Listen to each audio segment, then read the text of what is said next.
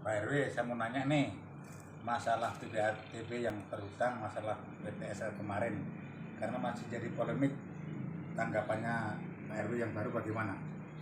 Mohon penjelasannya. Ya, Assalamualaikum warahmatullahi wabarakatuh. Pada prinsipnya kita mengapresiasi daripada kinerja daripada Bapak Presiden Joko Widodo, di mana masa pemerintahan Assalamualaikum. Pak Joko Widodo ini membuat sebuah terobosan atau kebijakan baru, yaitu menerbitkan sertifikat dalam program PTSL, pendaftaran tanah sistematis lengkap, yang dimana dibuatkan sertifikat secara serentak ke seluruh wilayah Indonesia. Namun yang menjadi satu hal saat ini jadi polemik di masyarakat adanya pemberlakuan BPHTB terhutang yang diberlakukan oleh pemerintah, yang kita ketahui di setiap wilayah baik tingkat kota ataupun kabupaten ini berbeda. Kita contohkan saja di Kota Bekasi saat ini, di mana kita ketahui bahwa BPHTB terhutang itu sendiri diberlakukan hampir ke seluruh pemohon PTSL. Padahal mengacu kepada peraturan Kementerian Keuangan jelas di pasal 90 Undang-Undang Nomor 28 Tahun 2009 tentang PDRD, misalnya untuk jual beli. Jadi yang alas haknya berdasarkan SPOP atau surat pemberitahuan objek pajak, atau alas haknya itu berupa girik atau letter C, atau belum pernah akte jual beli sama sekali, itu masyarakat wajib membayar BPHTB karena sebagai pendaftaran tanah untuk pertama kalinya. Lalu yang menjadi polemik adalah warga Kota Bekasi sudah menjadikan dasarnya adalah akte jual beli, yang dimana akte jual beli itu sendiri adalah salah satu poin di dalam undang-undang jual beli itu sendiri.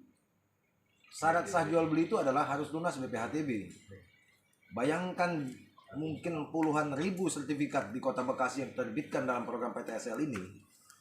Kemudian masyarakat kita sudah memiliki alas hak AJB atau jual beli, yang pada prinsipnya mereka membeli di tahun 90-an, tahun 91, 92, 95 dan seterusnya.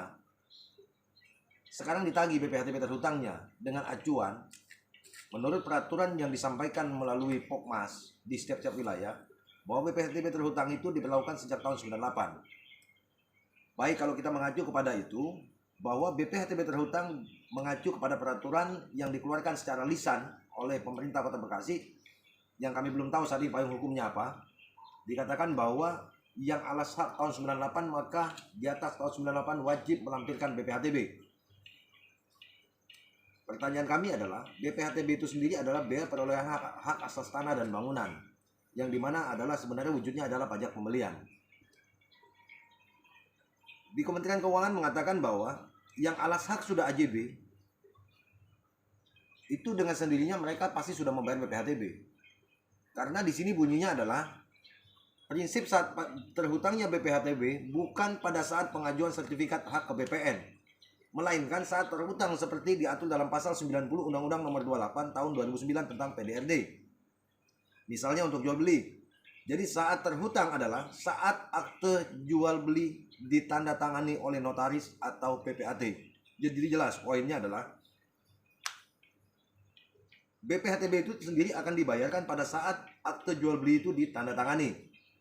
Nah, masyarakat kita di Kota Bekasi ini, masyarakat kami sudah memiliki akte jual beli itu dari tahun 90 sekian sampai tahun 2000 dan seterusnya.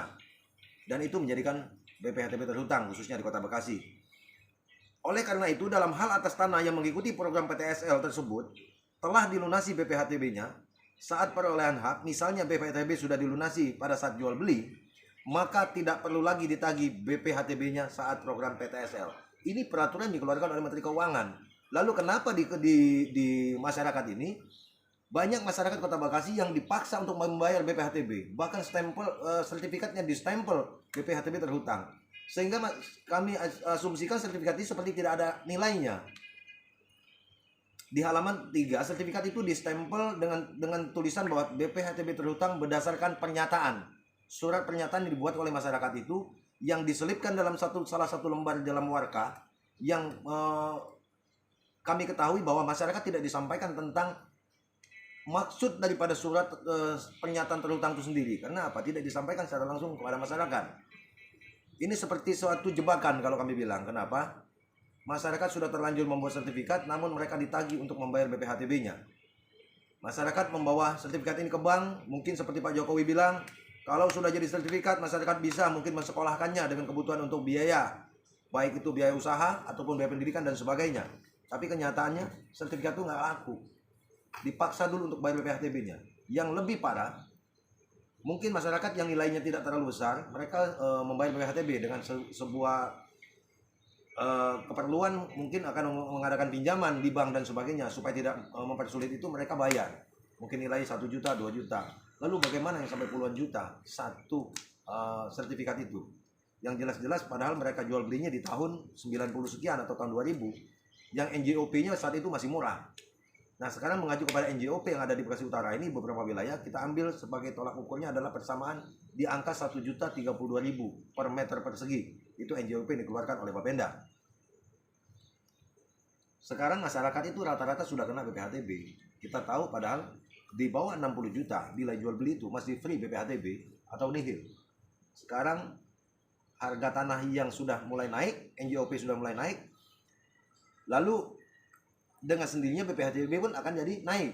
Nah, di sini akan menjadi hutang daripada warga itu sendiri dalam pelaksanaan pendaftaran sertifikat PTSL itu. Yang justru menjadi pertanyaan kami adalah kepada pemerintah Kota Bekasi khususnya, atas dasar atau payung hukum atau peraturan wali kota yang mana yang menjadi dasar penagihan BPHTB terhutang tersebut. Ini tolong dijelaskan kepada pemerintah Kota Bekasi khususnya kepada masyarakat Kota Bekasi yang saat ini menjadi polemik di kalangan masyarakat, yang dimana ini sangat bertolak belakang dengan peraturan dikeluarkan oleh Kementerian Keuangan, termasuk dalam Kementerian Agraria atau ATR. Di sini juga dikatakan bahwa apabila tanah yang diajukan PTSL adalah tanah-tanah yang belum memiliki data atau akta sebagai dasar perolehan hak tanah sehingga belum pernah dilunasi BPHTB-nya, maka untuk kasus yang disampaikan BPHTB terhutang sesuai dengan NPOP pada tahun pendaftaran tanah atau program petanah sistematis lengkap atau PTSL, untuk ketentuan lebih lengkap mengenai BPHTB silakan dicek di pasal 28 Undang-Undang Nomor 28 Tahun 2009. Kita bisa buka di situ undang-undang itu. Jadi yang menjadikan dasar BPHTB terhutang adalah yang alas haknya adalah SPOP, surat pemberitahuan objek pajak, atau memiliki SPPT, PBB, surat pemberitahuan pajak terhutang untuk pajak bumi dan bangunan, atau alas hak letter C atau GIRI, atau tidak punya dokumen sama sekali yang memang mereka mengajukan mungkin sebagai tanah garapan yang sudah lebih dari 30 tahun, mereka mohonkan kepada negara. Itu yang mereka harus membayar BPHTB. Yang menjadi polemik saat ini adalah yang warga sudah memiliki akte jual beli, mengapa pemerintah Kota Bekasi tetap menagih masyarakat untuk membayar BPHTB-nya dan mewajibkan masyarakat untuk membayar itu. Itu menjadi pertanyaan juga pada pemerintah Kota Bekasi khususnya untuk menjelaskan. Kedua, ada juga beberapa oknum mengatakan kalau memang AJB itu sudah pernah dibayar BPHTB-nya, mana bukti bayarnya? Bayangkan jual beli 20 tahun yang lalu, 25 tahun yang lalu, mungkin bahkan 30 tahun yang lalu. Di mana BPHTB itu diberlakukan sejak tahun 98. Kita asumsikan berarti sekitar 24 tahun atau 25 tahun yang lalu. Siapa masyarakat yang menyimpan satu lembar dokumen pembayaran BPHTB terhutang itu? Kalaupun ada, mungkin sebagian sudah luntur. Yang menjadi pertanyaan kami, apakah pemerintah, baik itu Bapenda ataupun kantor pajak, tidak menyimpan arsip atau dokumen itu sebagai database, sehingga untuk mencari kepada warga. Kedua, banyak warga yang pada saat pendaftaran tanah PTSL itu sendiri menyerahkan dokumen, baik itu fotokopi KK, KTP, akte jual beli, kemudian BPHTB, kemudian didukung dengan alas hak lainnya. Itu pada saat pendaftaran tanah tidak ada tanda terima sama sekali, baik dari BPN maupun dari Pokmas. Jadi masyarakat pun tidak dijelaskan yang mana BPHTB, yang mana alas hak yang lain. Bahkan ini juga menjadi suatu polemik. Tiba-tiba masyarakat dibebankan lagi untuk bayar BPHTB. Yang menurut masyarakat itu sendiri, mereka sudah bayar BPHTB. Bahkan surat pembayaran BPHTB-nya pun dibawa oleh oknum itu sendiri, oleh pengurus baik itu dari Pokmas ataupun RT RW.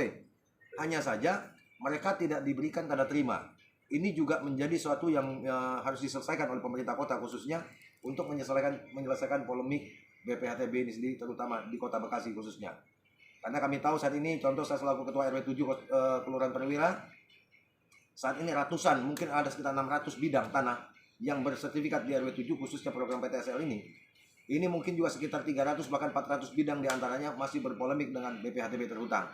Kami harap ini menjadi sebuah tanggapan baik dari pemerintah kota maupun tingkat provinsi ataupun di pemerintah pusat, menjadi sebuah suatu hal aturan yang jelas kepada masyarakat supaya tidak menjadi simpang siur dan tidak menjadi polemik ataupun jadi terhutang yang berkepanjangan. Dikhawatirkan harga NJOP ini naik lagi, maka BPHTB terhutang ini bakal naik juga ikut nantinya. Dan kepada pihak BPN sendiri dimohon supaya pada saat penghapusan BPHTB itu sendiri, di mana yang sudah dilakukan pembayaran pajak terhutang oleh masyarakat melalui bank ataupun Bapenda, tolong dipercepat, jangan masyarakat itu dipersulit. Bahkan ada yang 3 bulan penghapusan BPHTB itu nggak selesai di BPN. Bayangkan, hanya masyarakat sudah membayar BPHTB karena mereka butuh, mereka membayar dengan terpaksa ke bank, kemudian melakukan validasi ke Bapenda, dan proses dari Bapenda dibawa ke BPN untuk melakukan penghapusan BPHTB terhutang. Ini makan waktu bisa berbulan-bulan. Bayangkan, mungkin ini bisa ditanggapan untuk Kementerian ATR juga dan pemerintah pusat khususnya, terutama untuk di wilayah Kota Bekasi yang saat ini menjadi sangat kacau. Mungkin itu saya sampaikan kepada seluruh warga, kepada masyarakat khususnya, mungkin ada yang mengalami hal ini, bisa menjadi sebuah acuan untuk kita bagaimana menuntut hak kita, supaya aturan pemerintah ini juga jelas kepada masyarakat Kota Bekasi khususnya. Terima kasih. Assalamualaikum warahmatullahi wabarakatuh. Assalamualaikum warahmatullahi wabarakatuh. Terima kasih atas jawaban.